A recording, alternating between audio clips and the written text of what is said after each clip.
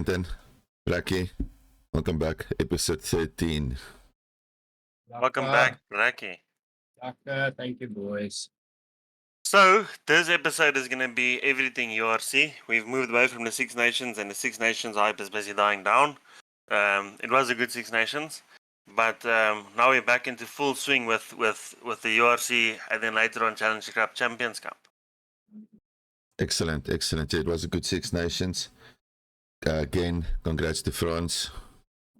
Definitely deserved it. Yeah, they won their fight on the floor, and they won the Six Nations. Lekker Mawaka. Yes. So I think we'll just do a URC 13 round 13 preview, and we won't episode 13 and the URC round 13 preview.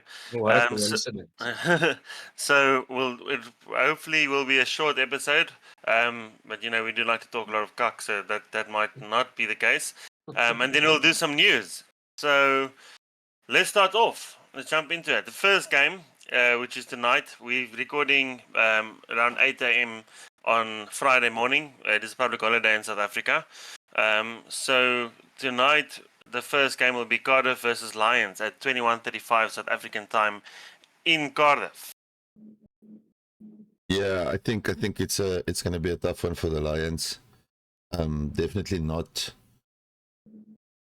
I would say the two strongest teams. There's only 2 points in them on the log, but then again, there's only like 2 points between 5th and 15th. Yeah. So, but the Lions generally don't tour well. No. So I do think that that's going to play a role in that. So yeah, I don't really want to go into it too much. The Lions picked a pretty standard squad for me compared to their last matches. They're looking very the same. So it's a strong squad, but the Lions generally don't tour well. So we'll have to see. Yeah. I think Cardiff edges it for me. Yeah, we've made a Lions hype video, and we always mention it. Go watch it; it's the best hype video I've ever seen. But I think this is a very, very good team. Quayne Horn is back. Manuel Ras, Marius Lau is leaving, who's been very good. Edel van der Merwe, Gianni Lombard, Frankie Horn, Ruan Venter. You know how I feel about Ruan Venter. JC Victorious, which is a small Kwaga Smith. Asanati. So. One thing that surprised me is that Renzo du Plessis, who is the Currie Cup Player of the Year, wasn't included in the touring squad. And I'm not really sure why. I did hear the rumors this might be not true. I think I saw it on X or Twitter that he's a very high maintenance player, and that's why sometimes gets snubbed. But like I said, that might just be hearsay. I don't know. But it is surprising that he hasn't been called up for the touring squad. Yeah, it is. But then again, you get high maintenance players. We've had them in the past, and if you get players that generally think they're bigger than that and bigger than the game and stuff, and that never works in South African rugby because we do have so many options and so many choices. Especially not the Lions. Yeah, the Lions really don't have the. Look. On Super Pro, I went with the Lions. I think the Lions, they need every point taken in the gate. But what you're saying is 100% true. They really don't tour well. I mean, when they went to the Shark Tank, last weekend, and the Sharks beat them after they smashed the Sharks the weekend at home. Before, then they went to Montpellier in the Challengers Cup, and they got smashed there. They went to the DHL Stadium, they got smashed there. They went to Swansea and played Ospreys, and they got smashed there. They played Munster in Munster, and they got beaten there. Leinster, I can't blame them for losing to Leinster at home. They won beat Zebra at 1 point. So yeah, the proof is in the pudding. They really don't travel well. But let's hope they can, turn that corner and actually get the win. Well, obviously, as a South African, I hope they do. Unfortunately, I had to go with because I need to, I'm in my own competition here on Super Brew, and I did pick Cardiff with a 9-point win. I'm the only one of us that picked Cardiff with a 9-point win. I see you both went with 5 and 10, respectively. Yeah. So hopefully you are wrong. Yeah, hopefully not.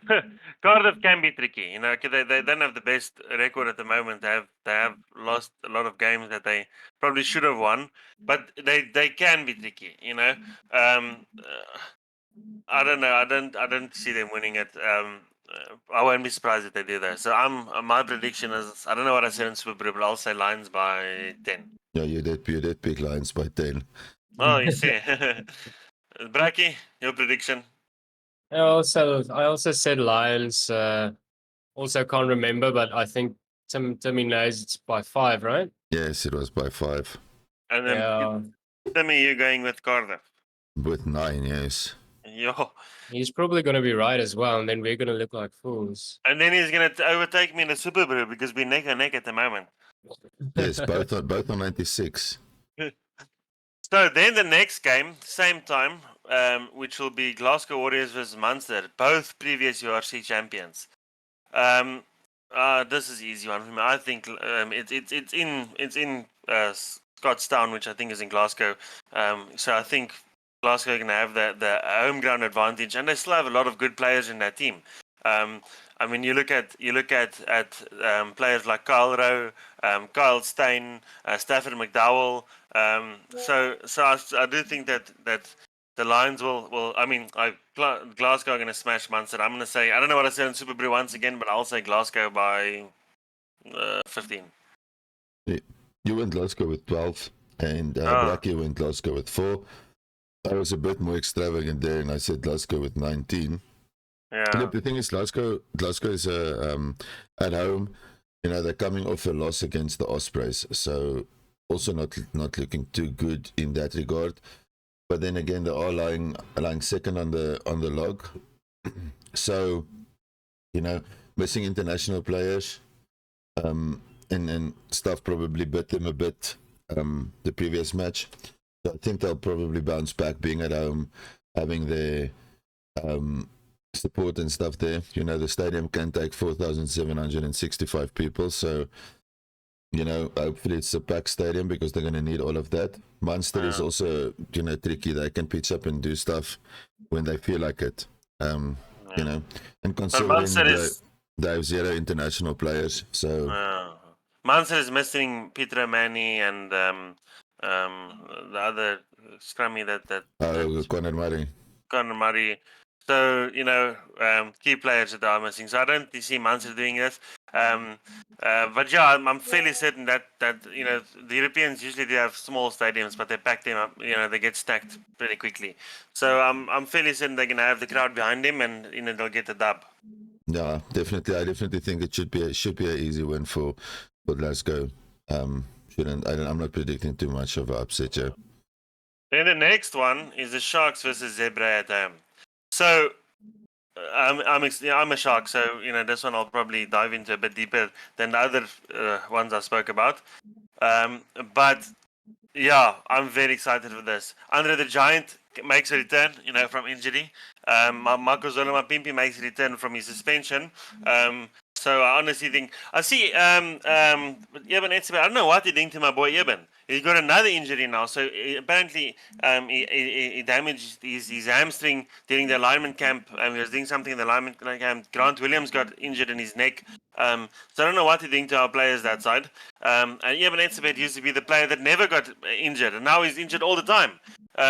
So yeah. Anyways, I do think that the Sharks are going to smash Zebra. I don't know what I put on the Super Brew, but I'll back them by 30 points. Yeah, look, you guys getting a lot back. Like you mentioned, Andre Papim's coming back, so that's always good. You know, everybody loves both of those guys at the moment. Yeah. Andre being the inform, you know, inside center for us at the moment in South African rugby. And then having, you know,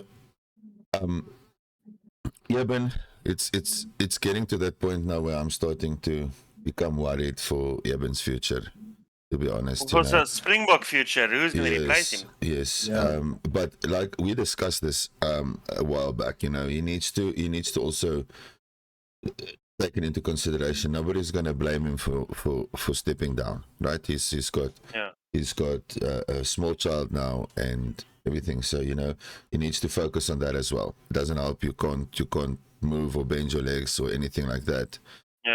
You know, so hopefully he recovers and hopefully he goes on to get, you know, 295 caps for the Springboks. But right now I think he needs to focus on himself and his family, you know.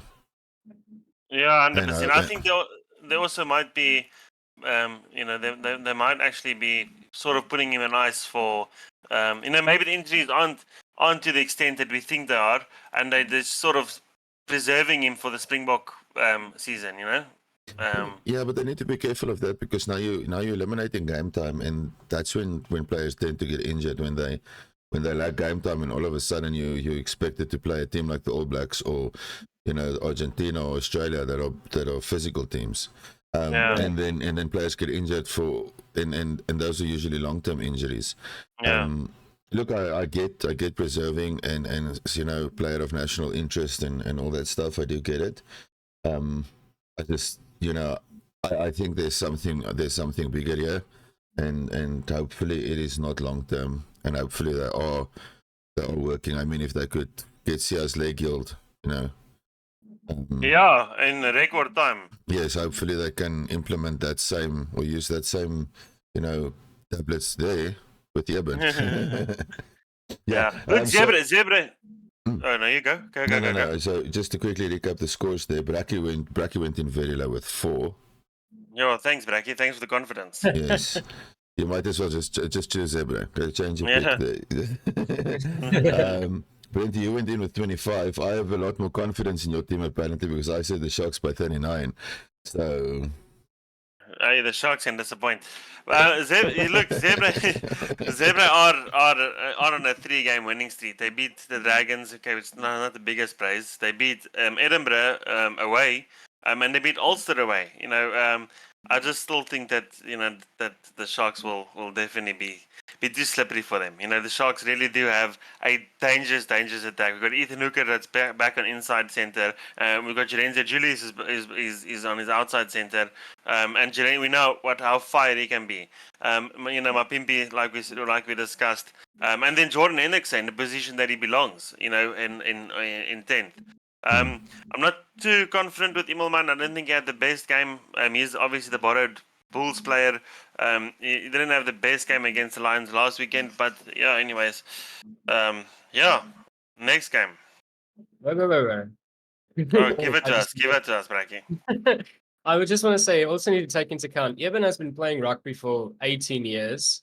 Well, he's been playing since he was 18, and he's 33 now. Sia's also 33 years of age currently, and they're both the same age. Sia recovered faster than him, so I think maybe the thing that Brenty brought up might be, preserving Eben, maybe. Yeah. Sia had a very serious injury. I remember that. I was Yeah. actually at the stadium and he overstretched his leg, like I'm not joking, like 2 meters away from me. And that was just before the World Cup. I remember that. And it was like this massive but yeah, anyways, you were saying. Yeah, no, so I just want to say we should take that into account as well. And such a high contact sport as rugby is, especially in South Africa. With one of our most physical players. Yeah, they tend to take quite a beating on the entire body each and every game. So, and even during training, the training is not, baking cookies at grandma's house. It's actual hard physical training as well. So I have no doubt Eben will be back fit, as before the Springbok season, and hopefully in the business end of the URC season. I'm just really missing seeing him on the field. He's without a doubt my favorite player. I love Eben Etzebeth. He's one of the best, if not the best player Springbok Rugby has produced in the last few years. So yeah, I really do like Eben Etzebeth. But I'm happy that Andre is back. Andre Oosterhuizen is also one of my favorite players. One of the players I felt has been snubbed one too many times with the Springboks, and you can't blame Rassie. I mean, you got the Damien the Linder that's sort of been our go-to inside. But Andre Oosterhuizen, a massive, powerful force. And I'm really hoping he's going to make that impact coming off the bench this weekend. Yeah. Yes, no, for sure. Benetton and Edinburgh. So Benetton are also one of those up and down teams that can do very well. They are playing in Italy. And Edinburgh is just also hasn't really had the best form. I mean, Benetton has had some bolters of games. They did get smacked 43-0, against the Ospreys in the URC not too long ago. Benetton, they did beat Ulster in the URC. I think that was 2 or 3 games ago. They beat La Rochelle in the Champions Cup, 32-25. La Rochelle, Ronan Nagara's team, obviously was one of the top top 14 teams. So they are up and down, but I don't know. I actually think Benetton's going to do it. If you look at Edinburgh's form, Edinburgh has also had some stinkers. They did beat Munster, but Munster's also not in the best form. They lost to Zebre. That was about 2 or 3 games ago. They lost to the Scarlets. So yeah, I don't know. I think Benetton's going to do it. Yeah, that's going to be tricky. I don't think it's both have played 12, both have only won 5. If you look at the log, Edinburgh is on 7th, Benetton is on 13th, and there's literally 1 point between them.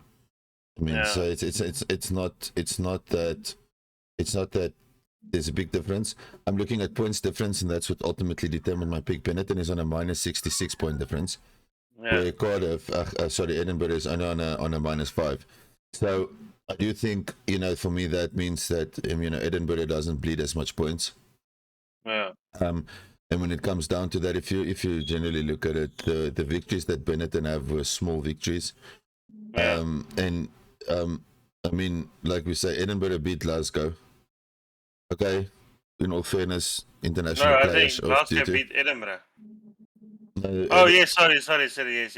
Yeah. Yeah, that was it. Yeah. Yeah, and well, I think it was in the second encounter. So yeah, I think definitely it's going to be a fun game to watch because there's not a lot in these teams. Yeah. But I see we split here. I see me and Bracky went for Edinburgh both with 4, and you went with Benetton with 8. So I think you're wrong. But that's my opinion on it. Yeah, but no, I think it's going to be a good game to watch though. Either way. Yeah, it will. I think both teams are also obviously, will probably be playing without the internationals, but I think the internationals on the Edinburgh side are much more, needed. I mean, they've got the one from the Merwe, Skuman. So let's see. Hopefully I'm not wrong. If it is, I don't really care about either of these teams. So Yeah. then the next game, and I don't know why URC has done this to us. Because they've got the Bulls playing Leinster and the Scarlets playing Stormers at the same time, and I don't know why they've done that. So I'm fairly certain you're going to watch your team, the Stormers, and Bracky's going to watch his team, the Bulls, and I'll probably watch the Bulls because I like the Bulls smashing Leinster. Yeah, sometimes people like to watch shit rugby. You guys do you. I'm 100% sure Leinster are going to send through a second string team. I think I did read somewhere that most of the internationals are not there, which is like literally 90% of the team. But they will still have an Ergens Snyman most likely playing, Jordy Barrett, that will most likely be playing. But I just think that Leinster, I mean, the Bulls are gonna do this one, and I think they're gonna beat them convincingly. I said about by 30. I'm hoping Cameron Hanekom is back and fit to play. So obviously that's gonna be a brilliant, well needed player for them. But I'm gonna say Bulls by 30. I think they're gonna smash Leinster. I think this will be Leinster's first lose of the campaign. Yeah, well, I went a bit more conservative because I wasn't certain about the international players when I made my picks. So I went Bulls with 4. I see you went Bulls with 25. It's like again, Black is copying me, so I'm seeing a trend here, when you want to be the best, you mimic the best, right? Yeah, exactly. So yeah, look, it's going to be an interesting game either way. But the Bulls at Fort Loftus is always a hard task, and especially in our Irish team coming over, there's not a lot of good blood between South Africans and the Irish at the moment. So you can know the crowd is going to go out to bash Leinster. And that Gauteng crowd can be violent. Violent, yeah, very, very hectic. Yeah. Yes, they can. In general, they can, Yeah. and they I'm can hoping. make or break a game for you in that regard, Yeah, because when you've constantly got 40,000, 50,000 plus people just bashing you all the time, it does start affecting you. It's a pity James Lay is in there. Would have liked for him to get an earful of some Afrikaans phrases. I'm hoping that Willie moves back to 15, and I know this is your team, Bracken. I know how you feel about Willie, but I think it's a very good 15. He won that semi-finals for the Bulls. Last season he was cutting through that team with his kicks. Very very strategic kicks. And I'm hoping Johan, what's the fly-off's name? Johan Goosen. Jan Goosen is back, and I know that he also gets a lot of shit. But I really, really like Jan Goosen. I think he is a brilliant player. But I think if Jan Goosen can be back, and you've got Emirates Papier at 9, with Kane Moody on the wing, and Sebastian de Klerk, David Kriel on inside, and Sterman Gans on the outside center. I mean, that's a dangerous backline. And I think with a backline like that, they'll cut through this Leinster team. And then obviously the forwards. I mean, we know the Bulls have very, very tough, strong, the best forwards in the URC, and that's saying that with the Irish team playing for Leinster. So I mean, I'm hoping this is going to be a massive battle, and I'm hoping it goes the Bulls' way. Yeah, I also hope so. South African team playing an Irish team, definitely. And I hope they thrash them. I hope they thrash them. Do what the French did, just go big. Yeah. You know what? Okay, we'll get to that later. I was about to start venting now. I thought, no, leave us. So the next game, well, not the next game, the same game, is the Stormers versus Scarlets. Now the Scarlets can be tricky as well. So the Scarlets actually played the Bulls earlier this year, also away. The Stormers were playing them away, and they beat them. So the Scarlets, they can also be tricky. They've beaten Ulster recently. They lost to Munster. They beat Edinburgh. They beat they lost to Gloucester in the Challengers Cup, or Gloucester. Sorry, no, forgive me for that. They beat the Dragons. They're also an up and down team. They're a Wales team.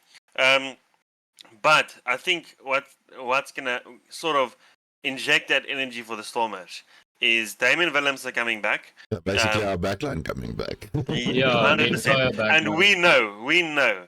That, and I've said this, as much as I love the Sharks backline, how dangerous they can be. If the Stormers have an uninjured backline, they've got the most dangerous backline in the 4 teams, I think. I like Manu Lebok, but Sasha is my guy. At 10, I think he's an amazing player. A very strategic, very aggressive, maybe a bit too aggressive at times. Very, very good fly off. And then obviously Damien Willems, who was regarded the best fullback in the world, and the best fullback back in Springbok, uninjured. He hasn't played a lot of rugby though. I mean, I think the last time we saw him was it 2024? He came off of injury from the World Cup, and then he injured his groin, and we haven't seen him again. So he's made a few cameos since the World Cup, and I'm interested to see in what form he'll be after such a long period without any rugby. Yeah, look, obviously my team, so I'm looking forward to it. The Stormers have had a dismal season, but I think being plagued with injuries, especially in your key players. I mean, you take out of that back line, you take out a guy like Damien Willems, you take out a guy like Sasha Feinberg-Mngomezulu, then you had the whole Manu Lebok not being there. And I mean, yes, we had the replacements and stuff that came up, and they went and beat the Bulls in Loftus.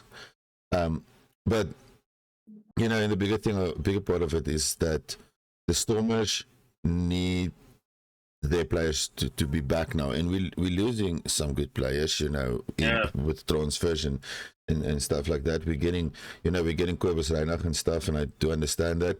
But I mean, you add those 3 players into your backline with the Suleiman Hartzenberg, on the wing. Yeah. Leonel Zas. Leonel Zas, yeah, and it starts looking like a team that can perform again. Yeah. I do think I obviously edged the Stormers for a win because the Stormers traditionally is one of the better touring sides of South Africa. Definitely. Yeah. But injury has plagued us this year. We've had a very dismal season that plagued us. So we are hoping that by the time playoffs and stuff comes, we're in that top 8 position, and that in the top 8 on the log, and you know, like we always say, we always tease about this. You know, the Stormers in playoff games are different. Is a different beast. Yeah. Well, if everything goes well for the Stormers this weekend, they can actually shoot up straight to 6, and that's just a testament to how close the log is, because they're on 12 at the moment. Yeah. So if everything goes their way, and there's a lot of working parts that'll have to go their way, they can shoot up to 6 after a decent win after this round. And that cements them in that top 6 position. Yeah, for sure. Or Well, top 8 position. Let's hope that. I think the log is going to look very, very much different on Sunday than it's looking now. I don't think there's going to be that many teams that are going to be close. I think this round will probably split the log up decently, and you'll probably start seeing the top 8 start looking like the top 8. So hopefully my team pulls it through. I'm looking forward to seeing Gaza back at least. That I'm still on the fence about Sasha, so I don't know. Hopefully it proves you wrong. Well, yeah, he needs to, because I'm not seeing it at the moment, and I know my decision isn't massive, but Rugby podcasts like ours that's so massive and stuff can make or break a player. We love you, Sasha. Two of the 3 of us love you. Then we've got Dragons versus Ulster. Ulster have been in horrendous form. I don't know. They've also been struggling a lot, and they are playing, in the Dragons' backyard. But I don't know who I went with, actually. I think I'm just going to say Ulster. I think Ulster will actually beat them. Yeah, it's a safe bet, though. The Dragons have won 1 game this whole season. Ulster lost to Zebra at home. Yeah, no, I get that. I mean, look, it's 14 versus 16 here, Yeah. We all went conservative. We went 4-4-7 between the 4 of us. That's the score predictions that we made for Ulster. I don't know. This is going to sound rude, and I don't mean it that way, but based on all the other Rugby that's on, I think this is the one that I'm going to use to take a nap. And, and be ready for the other games. Yeah, so this is my nap match. The nap match. Well, then the last game for round 13 will be Ospreys versus Connacht. In Swansea. It's just Swansea. Why did I say Swansea? I don't know. It's the same way you said South African. Well, in Swansea, okay. Connacht, they're not in the best form. They beat Cardiff at home. They've beat Benetton at home. So they're also going to be missing Bandiaki, and we know. Ospreys have had some, they can be dangerous at home. They've beat some good teams at home, So I don't know what I said on my Super Brew, but hoping I said Connacht. I'm actually going to go with Connacht. Unfortunately, you made a mistake. No, Bracky went Connacht, so Bracky's not getting any points for this game. Bracky went Connacht with 3. Sorry, Bracky. I mean, did you misclick there or? No, that was completely in a sane mind. Mind. I think it's a very evenly matched team, to be honest with you. I don't know. Let me have a look at the log. I haven't seen where they're sitting on the log. Connacht at 9th and Ospreys at 11th with 1 point difference. So, Connacht have played 12 games and won 5, and Ospreys have played 12 games and won 5. And the point difference is very small. It's very small. Yeah, it's very small. So it's a very evenly matched team to me. So it probably could go either way. Fuck it, I'm going Ospreys. I went Ospreys with 4. You went Ospreys with 4, and Bracky went Connacht with 3. So one of us is going to be smiling. The 2 of us are going to be smiling. But just because we are such decent human beings and we don't ever badmouth anybody, Bracky, you're going to get copious amounts of shit when this goes south for you, right? Or Are we gonna get copious amounts of shit when he No, does he it? doesn't have the facilities to I do would- that. I would literally go mad if I'm right there. But it's so hard to make these predictions because most of except for the Bulls and the Stormers, for me personally, most of the teams are so up and down. It's very hard to see. There's no set pattern of how they're winning, how they're changing up their strategics or tactics to win or lose games. There's no pattern to follow. So how do you make the predictions? It's very hard for me. Okay, it's very hard for me. It's literally my first time on Super Brew as well. So I think a lot of these I just made and thought, okay, this looks like a sane decision, because I'm not that clued up with a lot of these rugby matches. I did try to watch each and every one of them's most recent highlights. So then I made my choice based on that. But yeah, other than Stormers, Bulls, Lions. We look at statistics, we analyze the Yeah, data and stuff, and you're sitting there going, "Eeny, meeny, miny, mo." It's not all about statistics, boy. It's about the people. It's about the art. people. Yes. Yeah, so that's it for the URC, right? So look, good weekend, full weekend of rugby. Let's do some news. We've got some news, and then we've got some, another topic again that we need to discuss after the news. So it's all fun and games on this podcast. Always all fun and games.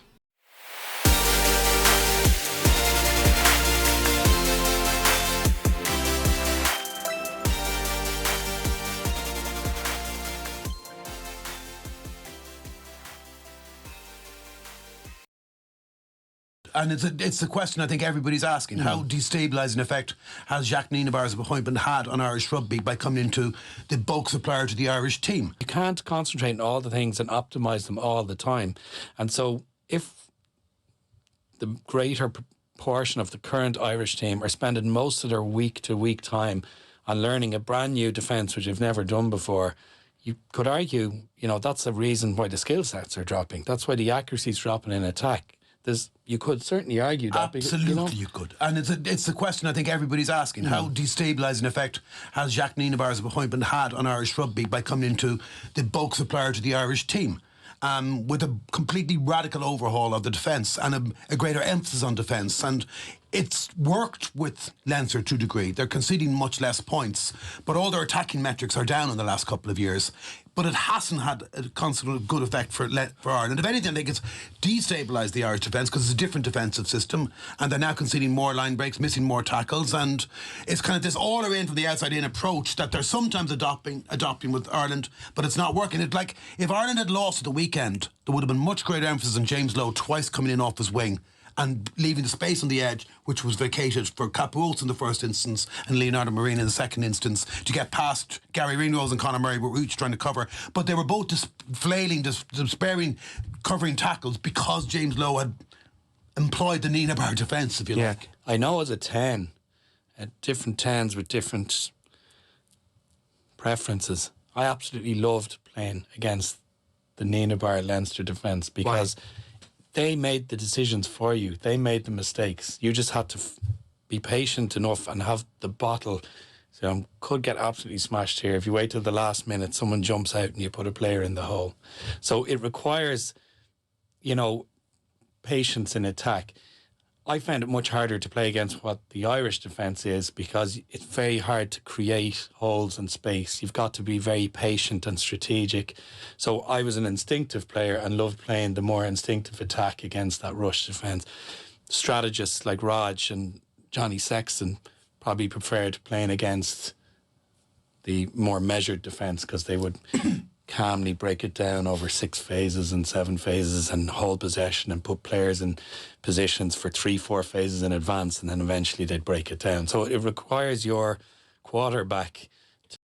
Okay, so news. We're going to start with this because we try and be nice. Okay, so I've been bashing, a lot of the Irish players. Looking at James Lowe.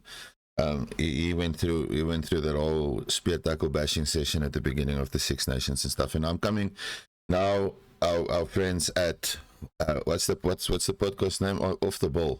Off the Ball has now invited people there, and now they've bashed the South African national treasure in Jacques Nienaber.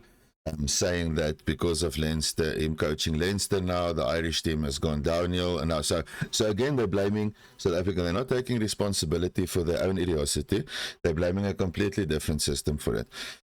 Then they say that Jacques Nienaber focuses as emphasis on being defensive, and that's why Ireland is not. Your whole Irish team exists of fucking Leinster players, and they missed more tackles than Leinster does. Leinster has not lost the game. They go to Ireland into the Irish setup, and they start playing shit rugby. It's not Jacques Nienaber's fault. It's a mentality of Ireland's fault. You know, it's a mentality problem. We've been discussing this. Maybe you should just check our podcast, because we tell you exactly what the problem is in Irish rugby. It's mentality, right? You guys think you're world champions. Now you've got two people there. How do you analyze this defense and stuff? None of you have won a World Cup. None of you. I can't even remember ever seeing you play, and you know, I used to like Irish rugby back in the day when Brian O'Driscoll and Ronald O'Gara, and you were humble. Now you're a bunch of cocky people, and you want the world to respect you. No, you are losing because you have a mentality issue. You are losing because you are playing with non-Irish players.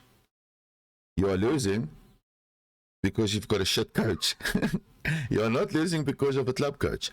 And if Jacques Nienaber's strategic, you know, or coaching style doesn't work for you, stop picking your whole Irish side from Leinster. So he's good enough to get a Leinster, unbeaten Leinster side in the URC to where they are now. Okay, and it's good enough that Ireland go and choose the majority of their players from that club franchise. Okay, but he's the reason that Ireland are doing shit. Then go choose the Munster team. Go choose the Connacht team. You guys are shit. You've got 15 players. That's what you've got. And all of a sudden, your game plan stopped working. The French exposed exactly how to annihilate Ireland. And now it's Jacques Nienaber's fault. James Lowe has been coming off his wing since he started playing rugby for the Chiefs back in the day. It's not a new thing that he's doing. I just feel, you know, do these guys watch matches, or do they just go onto a podcast and just have verbal diarrhea and just have shit fall out of their mouths? Because that's what it feels like, you know. And are they doing it to provoke South African, you know, support? Are they doing it to? So. Are they doing it to get everybody riled up? Because it's quite sickening. And I mean, the guy says no. He waits for the defense. So he as a 10, he played waiting for the rush defense to make a mistake and put a guy in the gap. And I saw that, you know, that one time Ireland didn't play in a World Cup final. Look. It is a South African coach, a World Cup winning coach. You know that they're coming after this. Obviously, South Africans are going to get upset about it. A double World Cup winning coach, actually. But I just want to get this right. You know, if you watched this video for the first time this morning, they are blaming the Ireland downfall not on the fact that they are playing an old team, or not to the fact that they are not blooding new players. Not on the fact that they are cocky. They're choosing most majority of their players from one union when they've got 4, and which has been the downfall of the other 3 unions as well, why they've been performing. They are blaming the downfall of Irish rugby on a double World Cup winning South African Springbok coach who coaches one of their defense in one of their club teams. Not even, you know, so.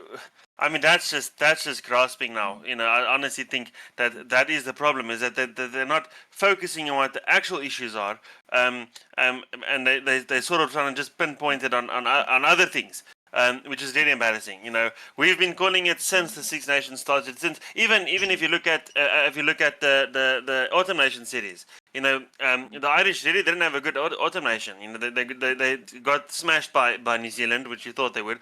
Australia, which is the worst team. You know, no shit against Australia, but is the worst team in the 4 main rugby championship teams.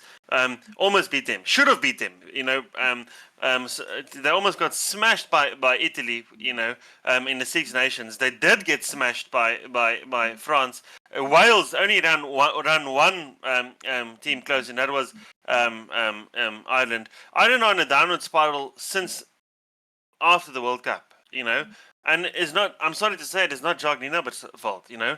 Jacques Nienaber has won two World Cups, so if anything, whatever he's doing is maybe things that you guys need to implement in your national side.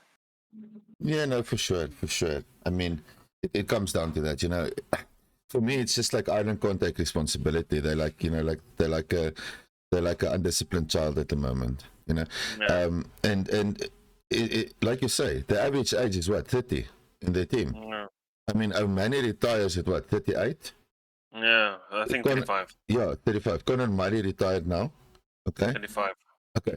I mean, really, guys, really. You don't have the strongest scrum. You don't have the best backline. You don't have the best fly off. The only person that really stood out there, I would say, was probably your scrum off. You probably had the most informed scrum off.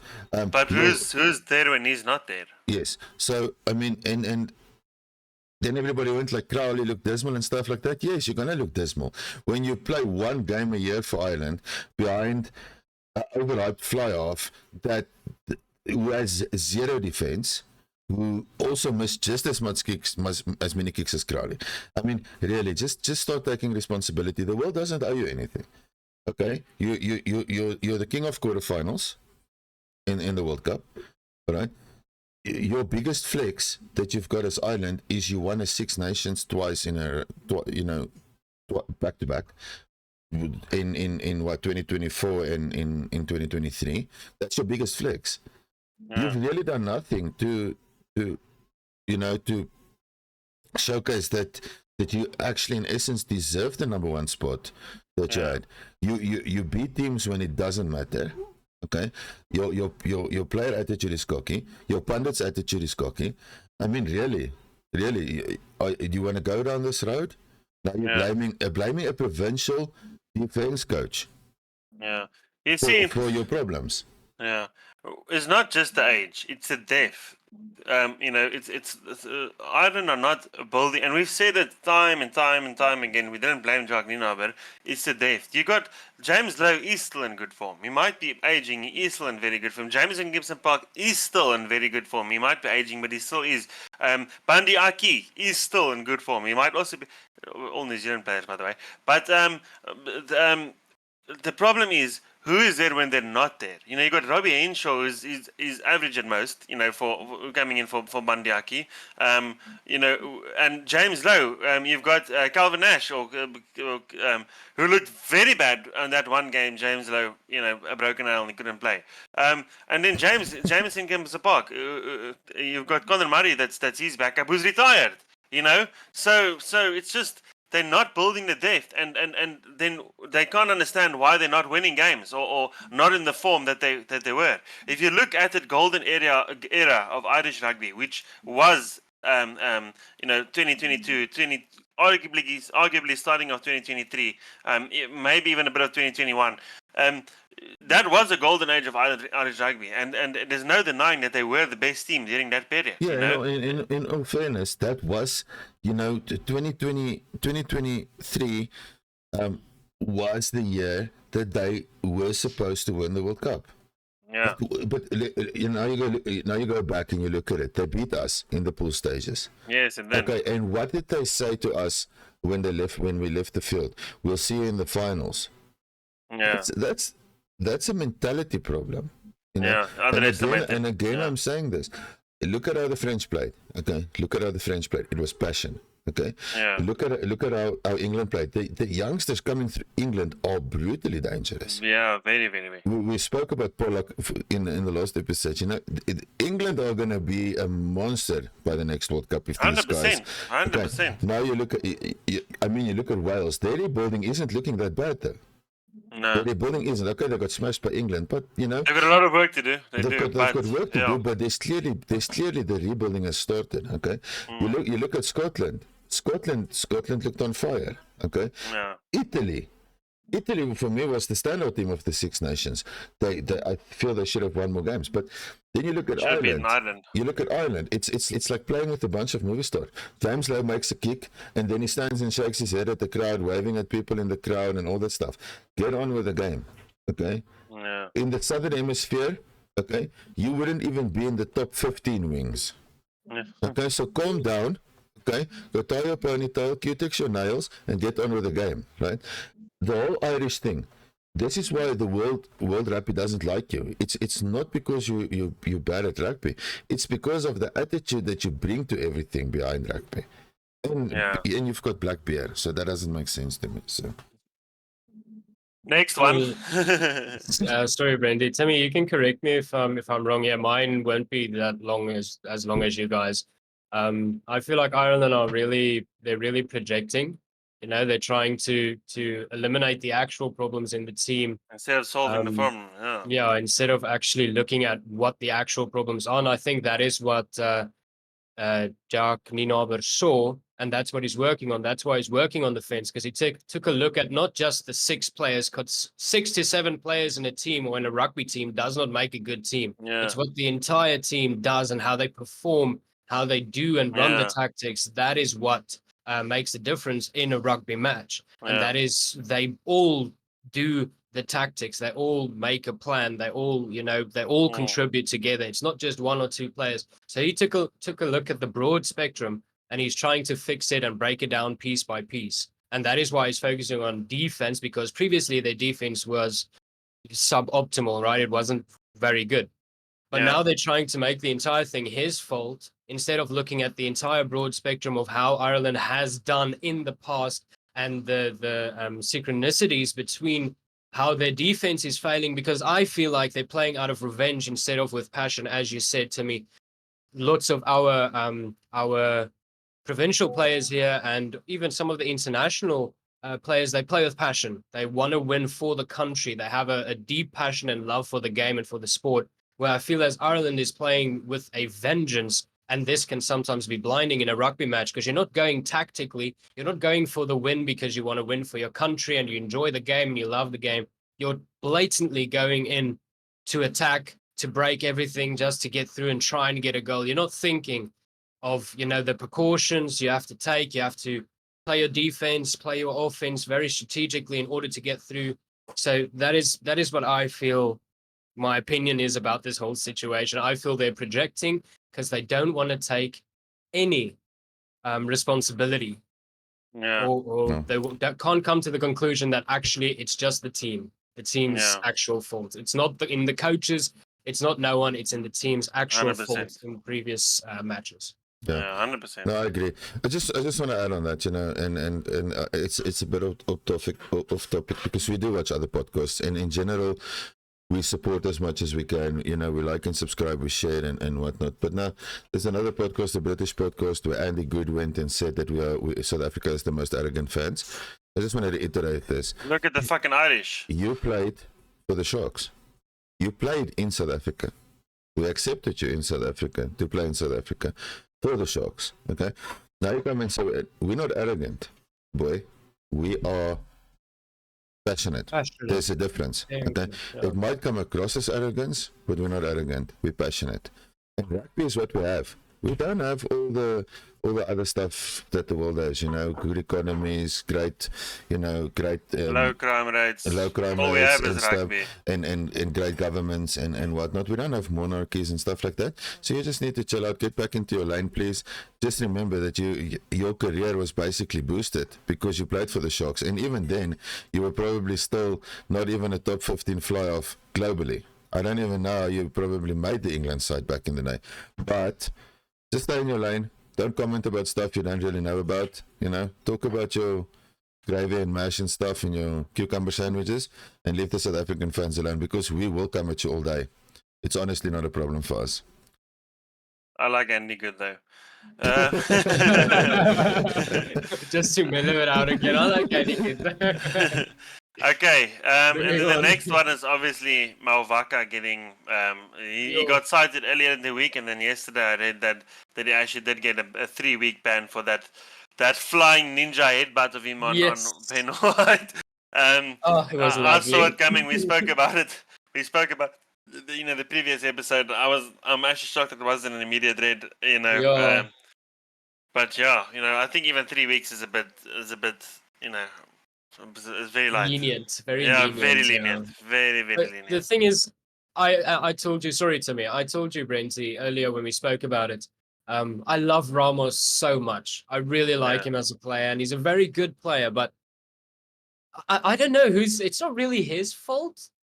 It's more Muvaka's fault because Ramos pushed the other player over Muvaka, and then he decided to retaliate in basically, I don't know, shouldering the poor guy into the ground again.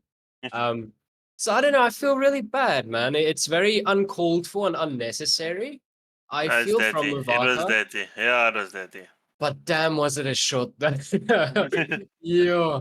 Look, you could, yeah, if you stood outside at that moment in time, you would hear all the Rugby supporters go like, ooh, and Yeah, you can see it on their faces on the back, yeah, on I the mean, back of the camera, man. even they were playing in France, and even the French people, you could go like, they went, damn it, why Muvaka, why? And But I'm confused on what he was thinking, at that moment. It was. That's the thing. I think your adrenaline is so high, and Yeah, you've yeah. just come out. The Scottish players were on the French try line, and all that. And the French are a lot like the South Africans when it comes to that. It's the passion behind it. It's the, they're behind their team 100%. And at that moment, that adrenaline, you've got the crowd in your ear all the time. And I just think at that moment, I think he misread what actually happened. And Yes. he overreacted to it. It was a purely adrenaline fueled in the moment reaction to what he felt and what was going on. I like Mavaka very much. I think he is one of the also best like him, yeah. hookers in the world. But I don't think there's any excuse for that. That was very, very No, dirty. definitely not. That was very, very dirty. Yeah. All right. So I think the French won the Six Nations and the Rugby MMA UFC. title. Yeah. Of 2025, yeah. Yeah. Well, if we did that with the South African, I think there would have been some. No, yeah. There would have been a rumble in the jungle there. Yeah, Definitely would have been. 100%. Yes, guys. Before we close off, everybody, thanks for watching, and remember to like, subscribe, and share with all your friends. We do appreciate all the support and all that, and we'll see you on Monday. Yeah. Well, we're recording Cool. on Sunday, but you'll see the episode either late Sunday or Monday. And yes, have a good weekend, enjoy the rugby, and be safe. Cool. Cheers, guys. Cheers, boys. Goodbye. Bye.